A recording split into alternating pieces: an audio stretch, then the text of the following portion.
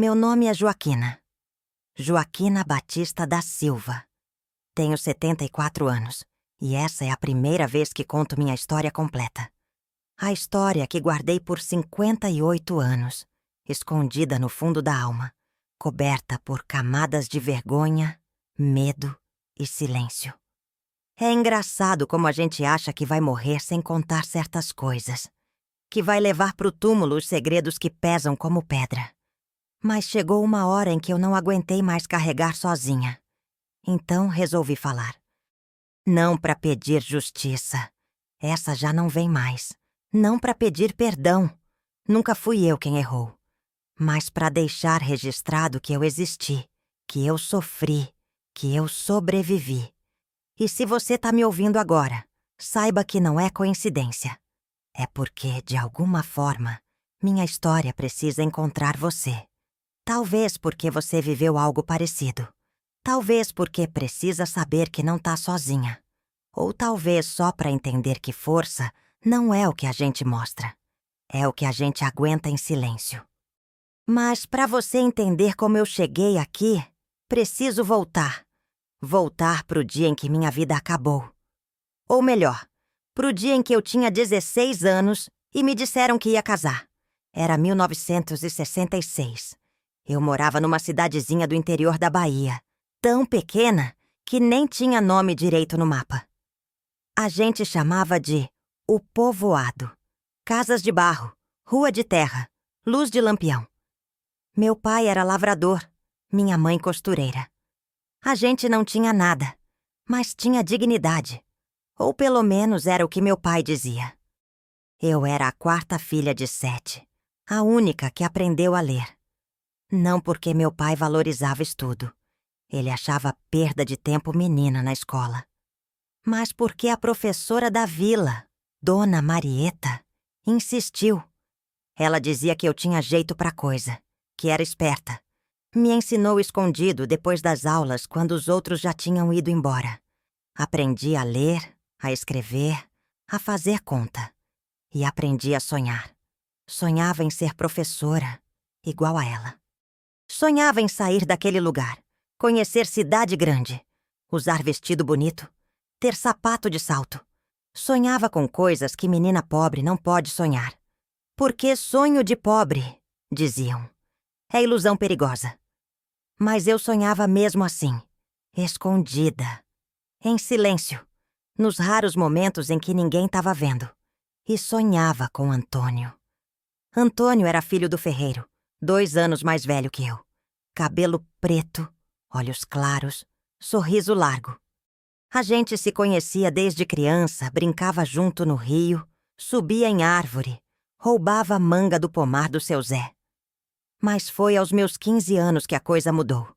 Que brincar virou outra coisa, que olhar virou sentir. A gente se encontrava escondido, atrás da igreja no fim da tarde, quando todo mundo estava ocupado. Ele trazia flor do mato, me chamava de meu tesouro. Dizia que um dia a gente ia casar, ia ter casa própria, ia plantar roça e criar filho. Eu acreditava.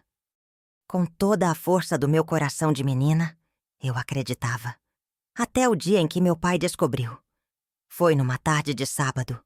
Eu tinha ido buscar água no poço e me demorei, porque tinha encontrado Antônio no caminho. A gente conversou, riu, trocou olhar. Coisa de minutos, mas minutos demais.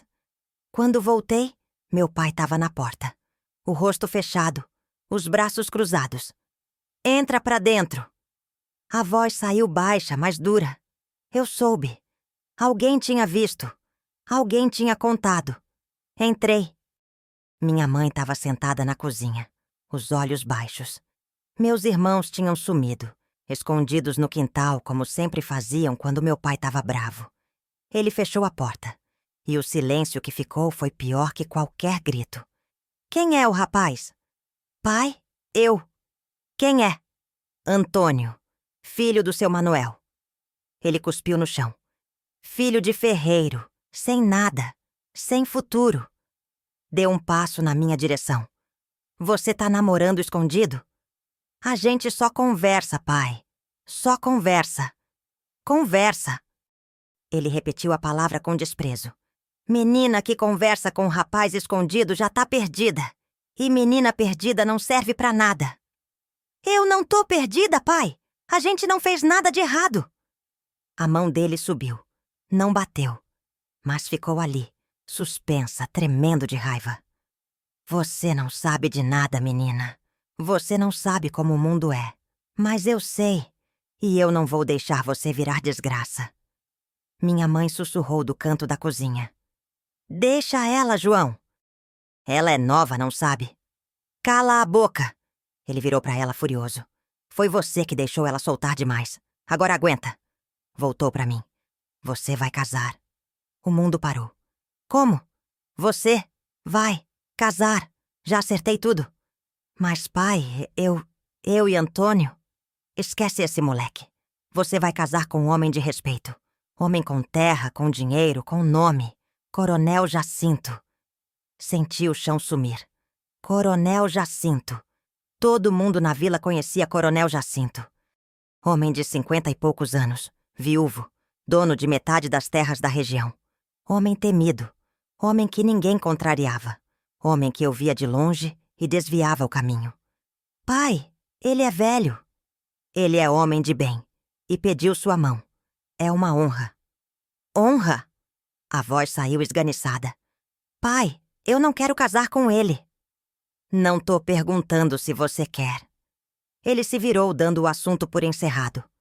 Semana que vem tem casamento. Sua mãe já tá preparando seu vestido. E saiu. Assim. Simples.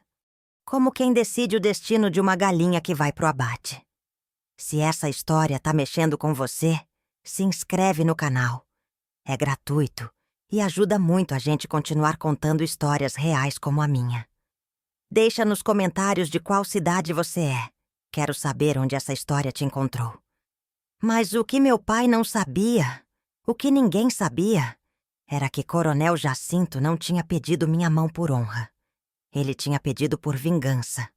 Fiquei trancada no quarto o resto do dia. Chorei até não ter mais lágrima. Minha mãe entrou uma vez, trouxe comida, sentou na beirada da cama. Não disse nada.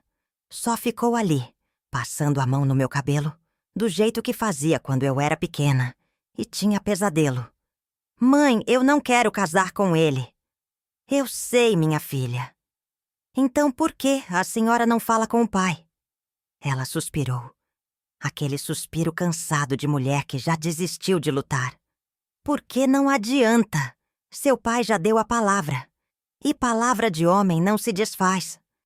Mas eu amo o Antônio. Amor. Ela repetiu a palavra como se provasse algo amargo. E amor não enche barriga, menina. Não paga conta. Não dá respeito. Mas dá felicidade. Ela me olhou com uma tristeza tão funda que doeu só de ver. Felicidade. Sorriu sem humor. Felicidade é luxo de rico, minha filha. Pobre não tem direito a isso. Levantou, pegou a bandeja de comida que eu não tinha tocado e foi embora. Deixou ali, naquele quarto pequeno e abafado, uma menina de 16 anos com o coração partido e um futuro que ela não escolheu. Tentei fugir. Juro que tentei. Esperei todo mundo dormir. Peguei um trouxa com roupa, abri a janela. Ia pro Rio, ia encontrar Antônio, ia pedir pra ele me levar embora. A gente ia fugir, casar longe, recomeçar. Mesmo sem nada, mesmo na pobreza, mas juntos. Só que quando coloquei o pé na janela, meu pai tava lá fora, esperando. Como se soubesse. Como se tivesse adivinhado. Entra pra dentro. Entrei. Ele trancou a janela por fora, com cadeado. Fiquei presa ali pelos próximos 6 dias, até o dia do casamento. O casamento foi num sábado de manhã. Igreja pequena, pouca gente. Coronel Jacinto de terno preto, gravata, chapéu. Eu de vestido branco que minha mãe costurou às pressas, apertado demais nas costelas, curto demais nas pernas. Parecia fantasia, parecia mentira. Padre falou rápido. Ninguém tava ali por amor. Tava por conveniência. Meu pai ganhava proteção do coronel. O coronel ganhava uma esposa nova. E eu perdia tudo. Quando o padre perguntou se eu aceitava, eu fiquei muda. Meu pai me cutucou com o cotovelo. Eu continuei muda. Ele apertou mais. Doeu. Mas eu não falei. Foi minha mãe que sussurrou no meu ouvido. Fala sim, menina.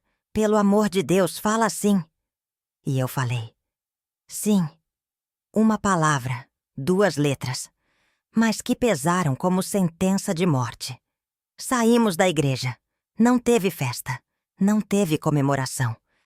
O coronel me colocou numa charrete, acenou pro meu pai e me levou pra casa dele, pra prisão dele.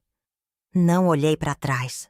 Não porque não quis, mas porque se olhasse, ia ver Antônio. Ele estava ali no fundo da praça, de longe, chorando. Vi de relance. Foi o suficiente para quebrar o que ainda restava de mim. E foi naquela primeira noite, dentro daquela casa grande e fria, que eu entendi o que significava ser esposa do coronel Jacinto. E nada, absolutamente nada, tinha me preparado para o que viria. A casa dele era enorme. 3 quartos, sala grande, cozinha com fogão a lenha, varanda com cadeira de balanço. Tinha até empregada. Uma moça mais velha, Dona Zefa, que cozinhava e limpava. Para mim, que sempre vivia em casa de 2 cômodos, aquilo parecia palácio.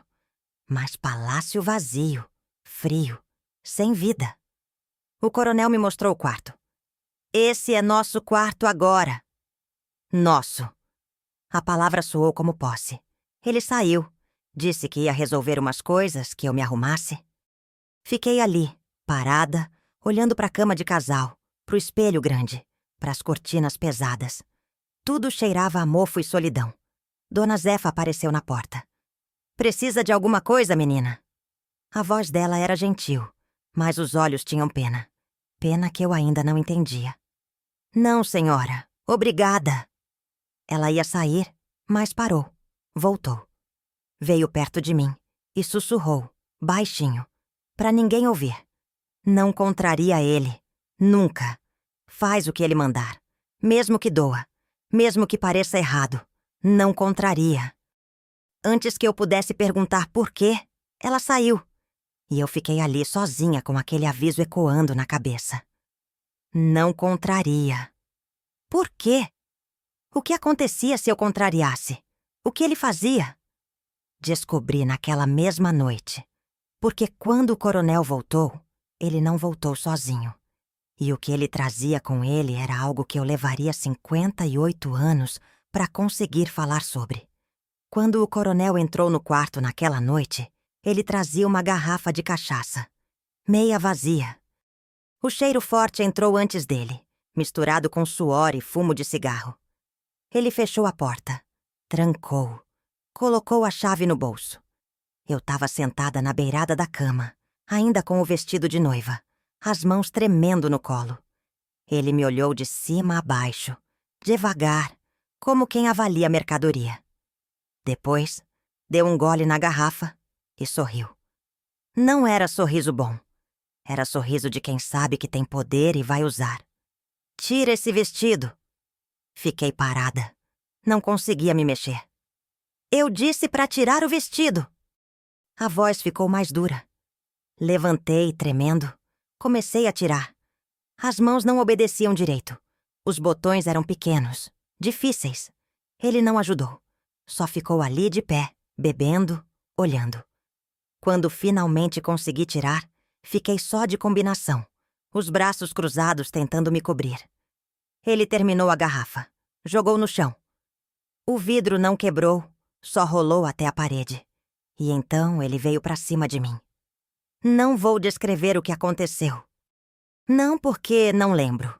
Eu lembro de cada segundo, de cada dor, de cada humilhação. Mas porque algumas coisas não precisam ser ditas em detalhes para serem entendidas. Basta dizer. Ele não esperou eu estar pronta. Não perguntou se eu queria. Não se importou que eu chorava, que pedia para parar, que doía. Para ele, eu era direito dele. Comprado. Pago. Meu. Quando terminou, ele virou de lado e dormiu. Assim, como se nada tivesse acontecido. Eu fiquei acordada a noite inteira, sangrando, doendo, olhando para o teto, tentando entender como minha vida tinha virado aquilo. Ao amanhecer, ele acordou, levantou, vestiu a calça e, antes de sair, disse: "Não fica com essa cara. Você é mulher casada agora. Isso é obrigação."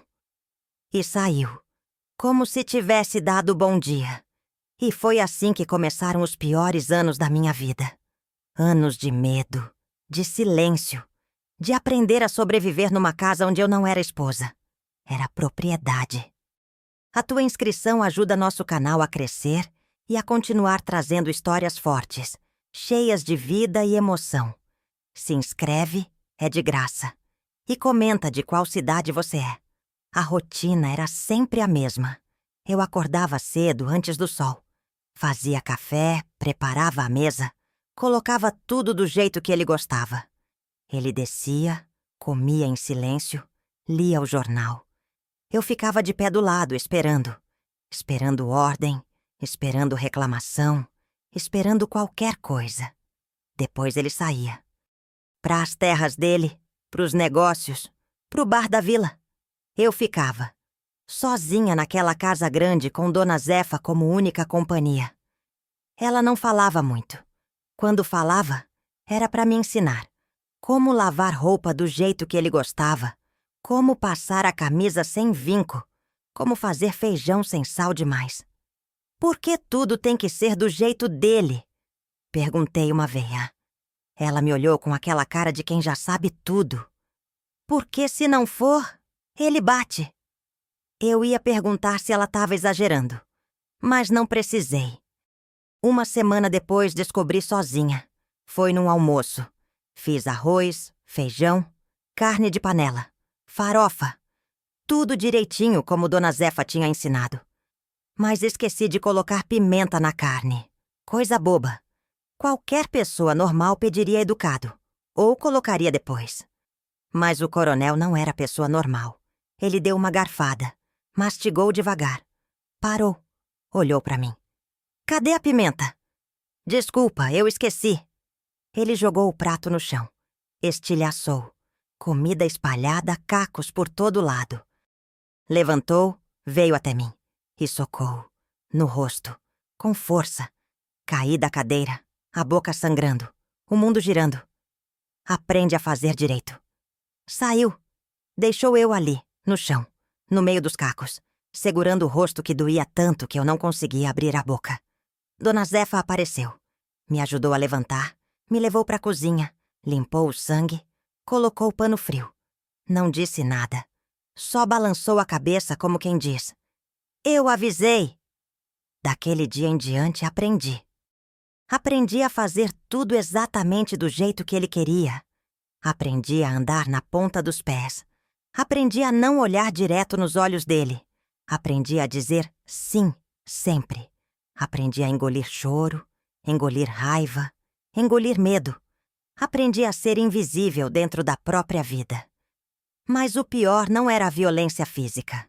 O pior era a prisão emocional. Porque eu não podia sair, não podia visitar minha mãe, não podia ver ninguém. Ele controlava tudo.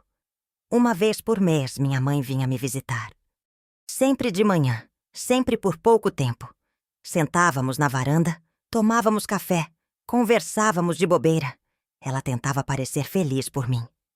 "Você tá bem tratada, filha. Casa boa, comida na mesa, roupa limpa. É o que importa." Eu queria gritar, queria sacudir ela e dizer: "Mãe, eu tô morrendo aqui dentro." Mas não gritei, porque sabia que não adiantaria. Ela não podia fazer nada, ninguém podia. Um dia ela trouxe notícia. Antônio se casou. Senti o mundo desabar de novo. Casou? Casou.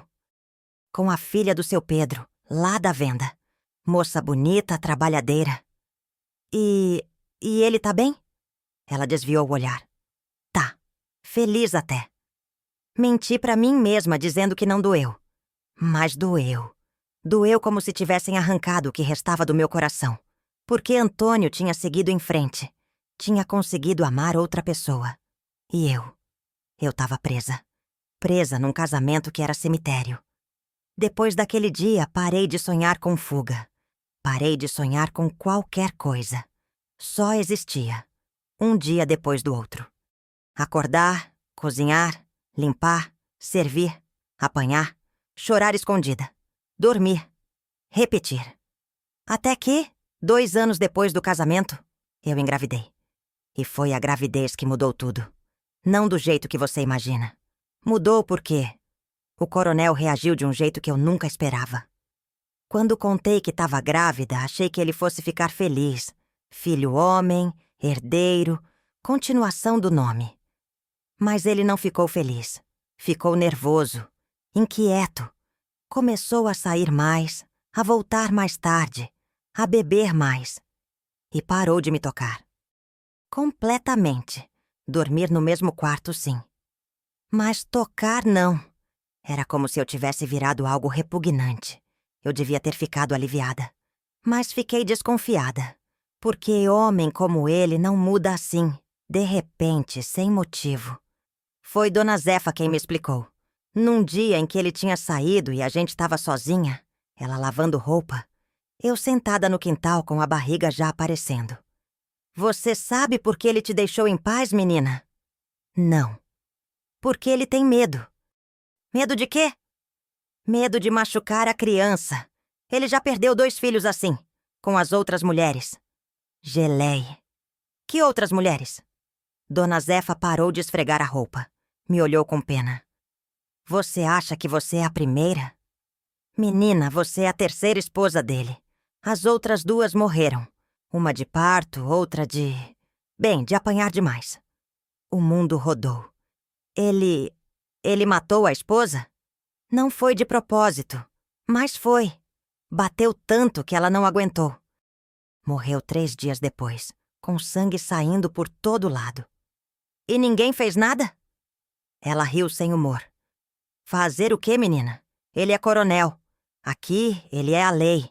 Ninguém mexe com ele. Fiquei ali, parada, processando. Eu tinha casado com um homem que matou a esposa anterior. Um homem que ninguém enfrentava. Um homem que podia fazer o que quisesse comigo. E ninguém ia me salvar. Mas o que Dona Zefa não me contou, o que eu só descobri meses depois, era que o coronel tinha um segredo ainda maior. Um segredo que, quando eu descobrisse, mudaria tudo. Aqui a gente se emociona junto.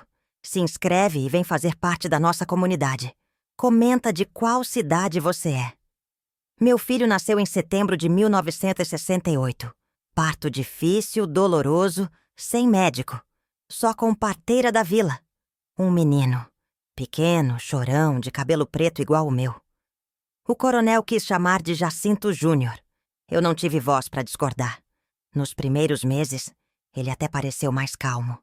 Não batia tanto, não gritava tanto. Achei que tivesse mudado. Achei que a paternidade tivesse amolecido ele. Mas não tinha. Ele só estava distraído. Foi numa noite de dezembro. Jacinto, meu filho, estava dormindo no berço do quarto ao lado. Eu tinha acabado de colocá-lo para dormir e voltei pro quarto. O coronel não estava lá. Estranhei. Ele sempre dormia cedo. Desci. A casa estava escura. Dona Zefa já tinha ido embora. Ouvi vozes vinham da sala. Vozes baixas, sussurradas. Me aproximei devagar, sem fazer barulho. E vi. O coronel estava sentado no sofá. E do lado dele estava um homem. Os 2 estavam próximos demais. As mãos deles se tocando. O jeito que olhavam um pro outro. Entendi tudo num segundo. Voltei pro quarto antes que me vissem. Deitei na cama, o coração batendo descompassado. Não era raiva. Não era surpresa, estranhamente. Era alívio. Um alívio doentio de entender finalmente por que ele me tratava daquele jeito. Por que me odiava. Porque tudo era violência e nada era amor. Porque ele não queria mulher. Nunca quis. Casou por obrigação, por aparência, por manter reputação. Mas o que ele realmente queria era outra coisa. E eu? Eu era só fachada. E foi naquela noite, descobrindo o segredo dele, que percebi. Eu tinha algo que ele nunca podia deixar vazar. Algo que, se o povo soubesse, destruiria tudo o que ele construiu. E isso, de alguma forma torta, me dava poder. Depois daquela noite, nada mais foi igual. Não disse uma palavra sobre o que vi. Nem pra Dona Zefa, nem pra ninguém. Mas dentro de mim, algo tinha mudado. Era como se, pela primeira vez, o medo tivesse se curvado um pouco diante da raiva. Eu sabia o que ele escondia. Sabia o que poderia destruí-lo. E ele não fazia ideia de que eu sabia. Passei os dias seguintes observando. Os horários, as saídas, as visitas. Sempre discretas. Sempre à noite. Um amigo que vinha tratar de negócios e saía às pressas antes do amanhecer. A mesma desculpa. O mesmo disfarce. E eu fingindo ignorância, lavando a louça enquanto o som dos passos ecoava no corredor. Foi estranho porque o medo que me acompanhava desde os 16 começou a mudar de forma. Já não era mais aquele medo que paralisa. Era um medo que pensa, que calcula. Um medo que aprende a sobreviver fingindo submissão. Dona Zefa percebeu. "Tem algo diferente em você, menina", disse um dia, enquanto estendia a roupa no varal. "Teu olhar mudou." "É só cansaço, Zefa." "Não é, não. Teus olhos tão perigosos." Sorri de canto. E ela entendeu que não devia perguntar mais. O coronel continuava o mesmo por fora. Autoritário, grosso, dono de tudo. Mas eu comecei a notar pequenas rachaduras. Às vezes, quando achava que ninguém via, ele se olhava no espelho e demorava demais. Outras, ficava sentado na varanda, olhando o nada, o copo na mão. Era como se a máscara estivesse pesando, como se viver aquela mentira já não fosse tão fácil quanto antes. Eu poderia ter usado isso contra ele ali mesmo. Poderia ter contado pra vila, exposto tudo, destruído sua reputação. Mas não. Eu ainda tinha um filho pequeno. E sabia que se fizesse isso, ele me mataria antes do sol nascer. Então, em vez de vingança rápida, escolhi algo mais sutil. Paciência. E paciência, aprendi, é a arma dos que não têm poder. Os anos passaram assim, lentos. Jacinto Júnior crescia, saudável, bonito, cheio de energia. O coronel não era um bom pai. Era ausente, frio, mas mantinha as aparências. Pra vila, éramos a família perfeita. A esposa recatada, o marido exemplar, o filho querido. Só quem vivia dentro daquela casa sabia o preço daquela aparência. Quando meu filho fez 7 anos, algo inesperado aconteceu. O coronel adoeceu. No começo achei que fosse coisa leve. Gripe, cansaço. Mas o corpo dele começou a definhar. Tossia sangue, perdia peso, não dormia. Os médicos da capital vinham, diagnosticavam, receitavam remédio. E nada melhorava. E pela primeira vez na vida ele precisou de mim. "Joaquina", disse uma noite, a voz fraca. "Traz água." Obedeci, mas não por medo, por ironia. O homem que me fez engolir lágrimas agora pedia que eu molhasse os lábios dele. O mundo é curioso quando decide equilibrar as coisas. Durante semanas cuidei dele. Dava remédio, limpava a ferida, trocava lençol. Ele reclamava, xingava, mandava. E eu só dizia, "Sim, senhor." Mas dentro de mim, uma calma nova crescia. Era como assistir um trovão se transformar em sussurro. Numa dessas noites, ele me chamou. "Senta aqui." Sentei na beira da cama. O cheiro de remédio e mofo me embrulhava o estômago. "Se eu morrer, você cuida das terras, do menino. E não fala com ninguém sobre certas coisas, entendeu?" Olhei pra ele. Entendi. Mas o que ele não sabia é que, naquele momento, eu já tinha decidido que, quando ele morresse, Tudo que ele escondeu viraria pó junto com ele. Ele fechou os olhos e dormiu. E eu fiquei ali, olhando para aquele homem que um dia representou todo no meu medo. Agora frágil, dependente, impotente. E percebi que o poder muda de dono em silêncio. Nos meses seguintes, o estado dele piorou. A vila começou a cochichar. O coronel tá morrendo. Castigo divino. Pagando o que fez com as mulheres. Eu fingia não ouvir, mas no fundo, cada palavra era um bálsamo. Até que, numa manhã de maio, o trovão se calou. O coronel Jacinto morreu. Não chorei, não rezei, não usei preto. Só respirei fundo. E pela primeira vez em muitos anos, respirei sem medo. Os empregados choraram, os vizinhos foram ao enterro, o padre discursou. Homem de fé, exemplo de retidão. Eu fiquei de pé, imóvel, segurando a mão do meu filho. No fim da missa, Dona Zefa se aproximou. E agora, menina? O que vai ser de você? Olhei para o horizonte, o sol queimando o rosto. Agora eu vou aprender a viver. Mas viver, descobri logo, não era tão simples.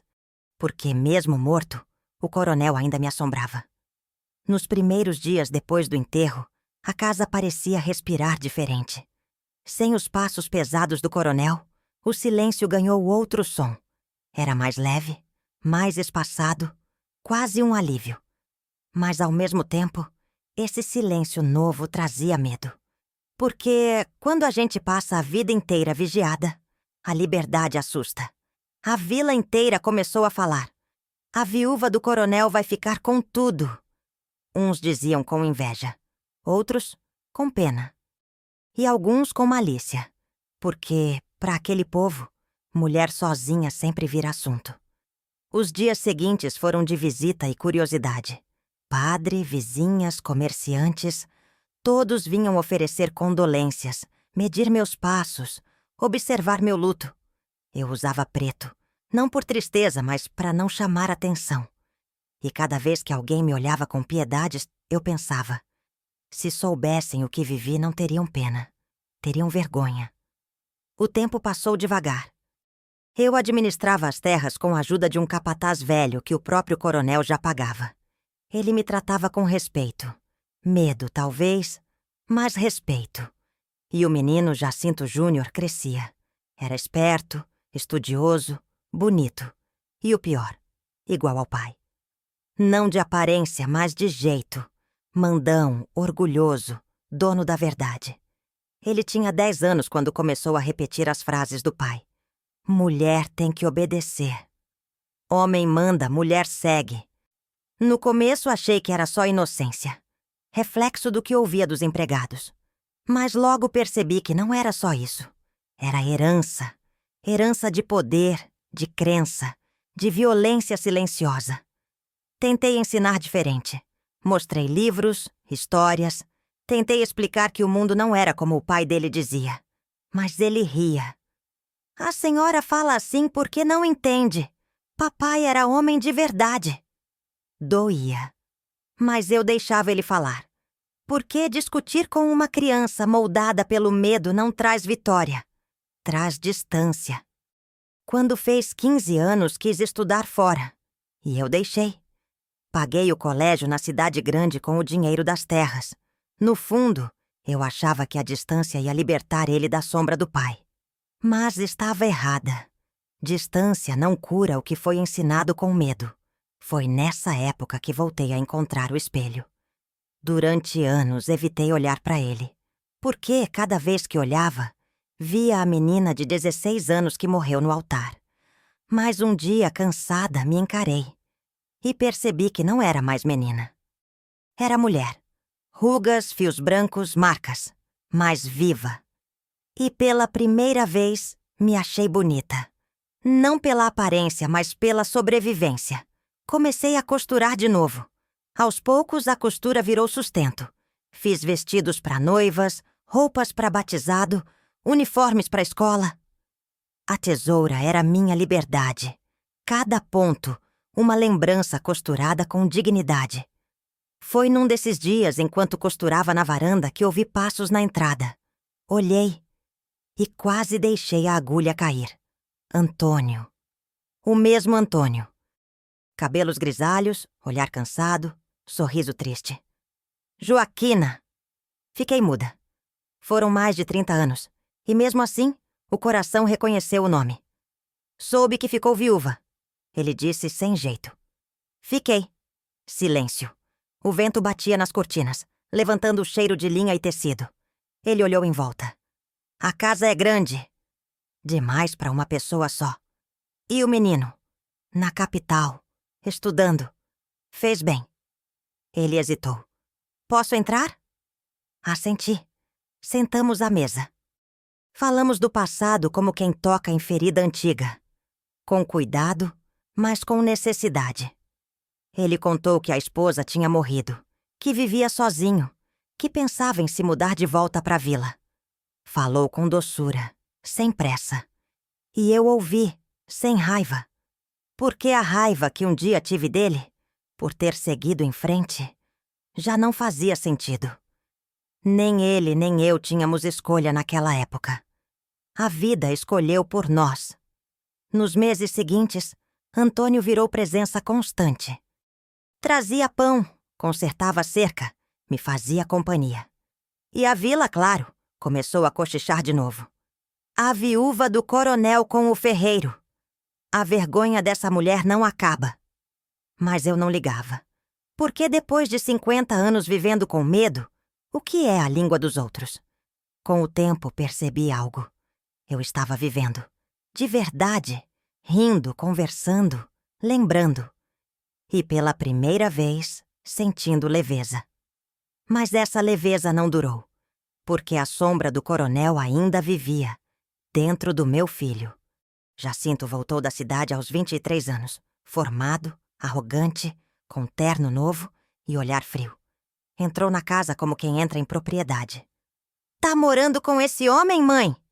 Não, ele é só um amigo. Amigo? Ele riu debochado. Viúva de coronel e agora se mistura com ferreiro. É assim que quer que o povo lembre da senhora? Respirei fundo. O povo pode lembrar como quiser. Eu me lembro de quem eu sou. Ele não respondeu. Só balançou a cabeça com aquele mesmo desprezo do pai. E naquele instante, entendi que não importava quantos anos passassem. A herança da violência podia mudar de rosto, mas não de raiz. Se essa história te emocionou, se inscreve no canal. Aqui a gente revive histórias reais que inspiram coragem, emoção e reflexão. Deixa nos comentários se você já enfrentou um recomeço difícil. E de qual cidade você está assistindo? Jacinto ficou em casa por uma semana. 7 dias. 7 dias em que o ar parecia voltar a ter cheiro de passado. Ele andava pelos cômodos como quem fiscaliza, revirando gavetas, abrindo portas, observando tudo com aquele olhar de dono. Eu o deixava. Não por medo, mas por curiosidade. Queria ver até onde iria. Na primeira noite, ele já começou. Mãe, a senhora devia vender essa casa. É velha demais, dá despesa. Velha, mas minha. Podia comprar um apartamento pequeno na capital. Eu cuidava da senhora. Sorri. Como seu pai cuidava de mim? Ele franziu a testa, irritado. Não fala assim do papai. Eu falo do jeito que quiser. O papai não tá aqui para responder. Jacinto bufou, virou as costas e saiu batendo a porta. E pela primeira vez, percebi que o medo que eu tinha dele era herança, não obrigação. No dia seguinte, ele voltou à carga. Falou de contratos, de compradores interessados, de propostas. Tinha uma pasta com papéis, cifras, valores, tudo pronto. Ele não pedia. Ele decidia. Como o pai. Assina aqui, mãe. É pro seu bem. Peguei a caneta, olhei para ele. Você já me viu assinar alguma coisa sem ler? Mas eu já li. Tá tudo certo. Então assina você. Não posso. O imóvel tá no seu nome. E ali eu entendi tudo. Não era sobre casa. Era sobre controle. Ele queria o mesmo que o pai. Posse. Só que dessa vez, eu não era mais menina. Era mulher. E livre. Fechei a pasta. Não vou assinar. Mas, mãe, não vou vender o que o teu pai usou para me prender. Essa casa é minha história. E você não vai apagar. Ele se levantou, exaltado. A senhora não entende. Eu tô tentando ajudar. Tá velha, sozinha, precisa de mim. Não, meu filho. Minha voz saiu calma, firme. Eu precisei de mim. Quando teu pai me bateu, quando eu pari sozinha, quando ele me humilhou. E eu tô viva porque aprendi a me bastar. O silêncio foi pesado. Jacinto olhou pra mim, o olhar misturado de raiva e vergonha. E eu percebi. Ele não sabia lidar com mulher que não abaixa a cabeça. Nos dias seguintes, ele passou a sair cedo, voltar tarde. Falava pouco comigo. Antônio, quando vinha me visitar, percebia o clima. Ele te trata mal, Joaquina. Ele não sabe tratar diferente. Nunca teve exemplo. Mas você tem. E é esse exemplo que precisa mostrar. As palavras de Antônio ficaram ecoando. E na manhã de domingo, o confronto final aconteceu. Jacinto chegou furioso. Um corretor o acompanhava, pasta na mão, sorriso falso. Mãe, trouxe o comprador. É hoje ou nunca. Olhei para os dois. O senhor pode esperar lá fora? Disse ao corretor. Ele hesitou, mas obedeceu. Fiquei a sós com meu filho. Jacinto, olha para mim. Pra quê? Pra ver no que você tá se tornando. Ele cruzou os braços. Tô fazendo o que é certo. Certo pra quem? Pra você? Pro teu bolso? Pra todos nós. A senhora vai ter conforto. Eu resolvo minhas dívidas. E você repete a história do teu pai. Ele piscou, confuso. O quê? Teu pai também dizia que tudo o que fazia era pro bem da família. E com essa desculpa, destruiu metade da minha vida. Dei um passo pra frente. Você acha que é diferente, mas não é. Só é mais novo. Não compara, mãe. Eu nunca te toquei. Mas tenta me comprar. E quem compra, controla. É o mesmo tipo de prisão. Ele engoliu seco. Por que a senhora sempre fala como se fosse vítima? Papai te deu tudo. Nome, casa, respeito. Respeito não se dá, Jacinto. Se conquista. E teu pai nunca soube o que era isso. Tá cuspindo no prato que comeu. Não. Tô lavando o prato que sujaram. Ele ficou quieto. Por segundos, só o som dos passarinhos lá fora. Depois, ele riu. Aquele riso amargo de quem perde o controle. Então a senhora vai ficar aqui sozinha, velha, costurando pano pra vizinha? Vou. E feliz. Ridículo. É ridículo pra quem nunca teve coragem de ser livre. Ele pegou a pasta, jogou sobre a mesa. Então morre aqui, mãe. Sozinha. Virou as costas e saiu. A porta bateu. O corretor, sem entender, olhou pra mim. Vai embora, moço. O negócio acabou.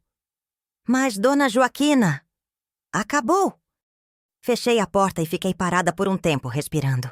As pernas tremiam, mas o coração estava leve. Era estranho. Durante anos eu imaginei esse momento. Achei que gritaria, choraria, que o chão sumiria. Mas não. Era silêncio. E dentro dele, paz. Antônio chegou no fim da tarde. Me encontrou sentada na varanda tomando café. Ele veio. Eu sei. Foi embora. Ele sorriu devagar. Você conseguiu. Conseguiu o quê? Se libertar, de verdade. Olhei para o céu. O sol se punha atrás das montanhas, pintando o horizonte de laranja. Demorou, mas consegui. Pela primeira vez, senti que a casa, aquela que um dia foi prisão, agora era abrigo. Não porque ela tinha mudado, mas porque eu mudei dentro dela. O medo saiu pelas mesmas janelas que um dia me viram chorar. E naquele pôr do sol, fiz uma promessa para mim mesma. Nunca mais deixar que o amor viesse com algema. Os dias depois da partida de Jacinto foram silenciosos. Silêncio de casa grande demais, mesa posta pra ninguém, café esfriando no bule. Mas pela primeira vez, aquele vazio não doía. Acolhia. Era o som da minha própria companhia. Antônio continuou vindo. Trazia pão, flores, conversa. Às vezes ficava para jantar, às vezes só para ouvir música no rádio. Mas o que mais me confortava não era a presença dele. Era o respeito no olhar. Ele não me tratava como coitada, nem como santa. Me tratava como mulher. Uma que tinha sobrevivido e merecia descansar. A vila, claro, não perdoava minha paz. Quando uma mulher velha encontra alegria, sempre dizem que é escândalo. Viúva alegre. Costureira metida. Mas aprendi a rir.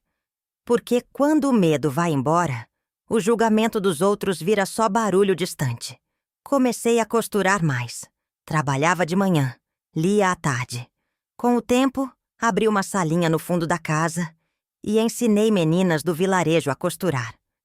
Não era só sobre ponto e linha, era sobre liberdade. Sobre não depender de ninguém para comer, vestir ou decidir. E ver aquelas meninas rindo com agulha na mão me fazia sentir que, de algum modo, eu estava consertando o mundo. Jacinto nunca mandou notícia, nenhuma carta, nenhum telefonema. Só silêncio. E no começo isso doía, mas depois aprendi a entender. Nem todo sangue é família. E às vezes, a gente precisa deixar o tempo ensinar o que o amor não conseguiu. Os anos passaram. O corpo começou a cansar, as mãos tremeram, a vista falhar. Mas o coração só ficou mais leve. Às vezes ainda lembrava da menina de 16 anos, de vestido branco e olhar assustado. E quando lembrava, sorria para ela. Não com pena, mas com orgulho, porque ela sobreviveu e transformou dor em coragem. Num domingo, Antônio apareceu com uma surpresa. "Vem comigo", disse. Subimos até o alto do morro, onde a vila parecia pequena. O vento batia forte, trazendo cheiro de chuva. "Olha lá", ele apontou. Uma construção simples, recém-pintada, com placa na entrada. Escola de Costura Joaquina Batista. Senti o nó na garganta. "Você fez isso?" "Não, a gente fez. As meninas queriam homenagear você. Disseram que ensinaram mais que costura, que você ensinou a viver." As lágrimas vieram sem pedir licença. Antônio sorriu, apertando minha mão. "Você passou a vida costurando para consertar o que os outros rasgaram.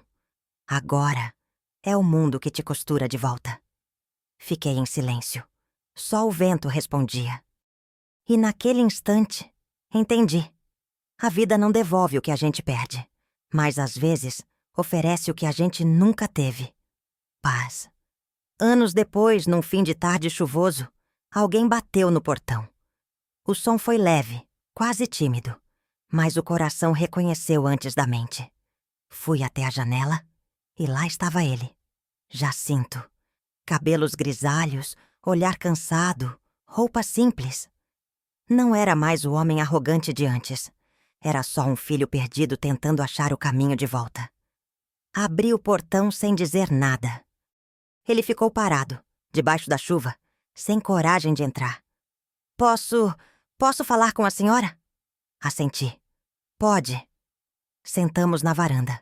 O som da água batendo nas telhas preenchendo o silêncio que nos separava há tantos anos. Ele demorou para começar. "O tempo passou, né?" "Passou. Eu não vim pedir nada." "Eu sei." "Vim agradecer." "Por quê?" "Porque o que eu aprendi tarde demais." "A senhora já sabia desde sempre." Olhei para ele. O rosto era o mesmo, mas os olhos tinham outro peso. Demorei para entender o que o pai fez com a senhora. E o que eu fiz também. Repeti tudo. As palavras, o orgulho, o desprezo. E achei que estava certo, mas não estava. Respirou fundo. "A senhora me perdoa?" Demorei para responder. Perdão é coisa séria. Não se dá por pena, nem por costume. Se dá quando o coração entende que o outro já se puniu o bastante. Eu te perdoo, meu filho, mas o perdão não apaga, ele só liberta. Liberta quem, mãe? Os dois. Ele chorou. E eu também. Choramos o tempo perdido, as palavras não ditas, as feridas herdadas. Mas também choramos o recomeço. Aquele tipo de recomeço que não precisa ser perfeito, só verdadeiro. Depois da chuva, o sol apareceu entre as nuvens. Jacinto se levantou, olhou em volta, sorriu. Essa casa continua igual. Não, só parece. O que mudou foi quem vive dentro dela. Antes de ir embora, ele me abraçou. Forte, demorado, silencioso. O abraço que eu esperei a vida inteira sem saber. E quando se afastou, percebi algo nos olhos dele. Paz. A mesma paz que um dia encontrei dentro de mim. Fiquei na varanda vendo ele se afastar pela estrada molhada. E, pela primeira vez, não senti vazio. Senti completude. Porque o ciclo se fechou. A menina de 16 anos, a mulher de medo, a viúva de silêncio. Todas elas, enfim, puderam descansar. Hoje, aos 74, acordo cedo, tomo meu café e olho para o céu. O corpo já não tem a força de antes, mas a alma tá inteira. Às vezes escuto risadas vindas da escola de costura. As meninas costurando sonhos, conversando alto, cheias de vida. E penso, valeu a pena, porque eu sobrevivi. E viver descobrir é o maior ato de vingança que existe. Se essa história tocou seu coração, se inscreve no canal. Aqui cada história é real, cada voz importa, e cada clique teu ajuda a manter viva a memória de quem resistiu em silêncio. Deixa nos comentários de qual cidade você é. Quero saber até onde essa história chegou.